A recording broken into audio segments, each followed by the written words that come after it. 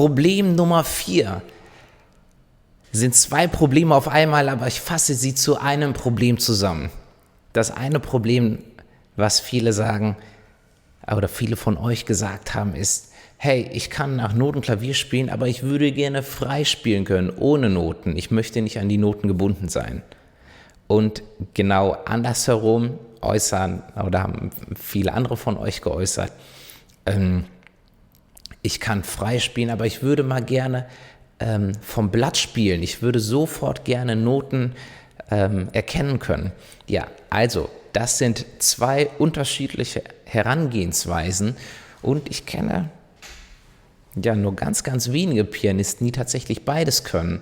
Und lustigerweise bewundern sich beide Gruppen gegenseitig. Also die Blattspieler bewundern die Leute, die einfach frei spielen können, und die Pianisten, die frei spielen konnten, würden so gern auch mal Noten lesen können. Die Gruppe ist zwar etwas kleiner, aber aber beide bewundern sich gegenseitig. Und wenn man beides zusammen kann, ist das, glaube ich, ja, am Klavier auch das höchste der Gefühle. Aber es sind 2 komplett unterschiedliche Herangehensweisen und es würde auch hier dieses Video völlig sprengen, das komplett zu erklären. Auf jeden Fall, diese beiden Methoden gibt es. Die Herausforderung beim vom Blattspiel, also wenn ich sage vom Blattspiel, dann heißt es wirklich, dass ich Notenblätter bekomme, mir die am Klavier hinzustellen, einmal kurz drüber schaue und es dann spiele.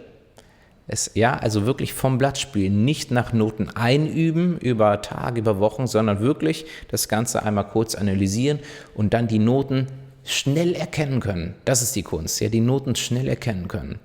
Und du wirst es wahrscheinlich schon merken, das ist Übungssache. Aber das kann man trainieren, es ist nichts Unmögliches, es ist keine übermenschliche Fähigkeit.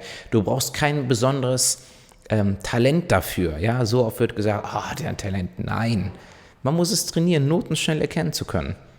Ich lasse dafür gerade ein Notentool programmieren, wo man dann auch ganz schnell Noten erkennen kann. Das ist der Einstieg. Allerdings gibt es noch spezielle Übungen, die man spielen muss, dass man ohne Unterbrechung erstmal ganz, ganz leichte Passagen, auch wenn man schon Noten lesen kann, wird man dem Ganzen ein bisschen unter Druck gesetzt, weil man ohne Pause an einem ganz bestimmten Tempo bleiben muss. Ja, und da muss man dann die richtigen Töne spielen, die richtigen Notenlängen spielen. Das sind Übungen und die muss man in ganz kleinen Schritten, ganz wichtigen, ganz kleinen Schritten steigern. Und dann kann man das Blattspiel erlernen für die Leute, die das machen wollen. Habe ich übrigens auch einen Kurs, auch ein paar coole Übungen für. Auf der anderen Seite, die Leute, die nach Noten spielen können und frei spielen wollen, auch dafür habe ich einen anderen Kurs, auch umfangreicher. Ja, letztendlich geht es da wieder ein bisschen in die Richtung Musiktheorie, allerdings alles andere als in einem übermenschlichen Ausmaß. Nämlich es gibt nicht so viele verschiedene Töne, dementsprechend, oder es gibt noch viel weniger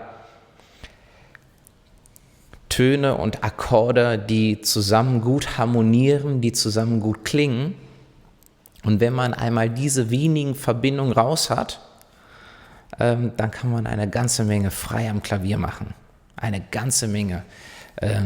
Dazu habe ich auch verschiedene Übungen, wo ich das Ganze auch erkläre, vor allen Dingen in dem Fall auch spielerisch erkläre. Ich finde, das ist ganz wichtig, dass dieser Vorgang spielerisch und mit viel Spaß geschieht. Ja, dass man von Anfang an spielt und nicht erst irgendwelche langweiligen Übungen macht. Das ist so das andere Geheimnis. Oder was heißt das andere Geheimnis? Ja, ich sage eigentlich nur Geheimnis, weil es von vielen als solches angesehen wird. Beides ist nicht übermenschlich, für beides braucht man kein ausgesprochenes Talent. Vor allen Dingen viel Freude und halt ein Ziel vor Augen. Ja, also das zu diesem Problem. Ich finde, es ist kein wirkliches Problem auch und ich möchte auch da die Angst einfach nehmen, zu sagen, hey, ja, aber ich kann das, aber das andere traue ich mich nicht. Ich glaube, das ist nämlich das eigentliche Problem, dass sich viele gar nicht trauen, die andere Lösung einmal zu probieren. Das wundert mich auch vor allen Dingen enorm. Wir haben Vor allen Dingen in der Richtung bei den Leuten, die nach Noten spielen und gerne frei spielen würden, die haben zum Teil ein unglaublich anspruchsvolles Studium dann hinter sich gebracht und haben dann irgendwie die Angst davor, das nochmal zu versuchen, frei ohne Noten zu spielen. Aber ich verspreche dir, wenn du ein kompliziertes Studium hinter dir gebracht hast, dann wirst du das andere ja ganz easy schaffen. Okay, also Problem gelöst.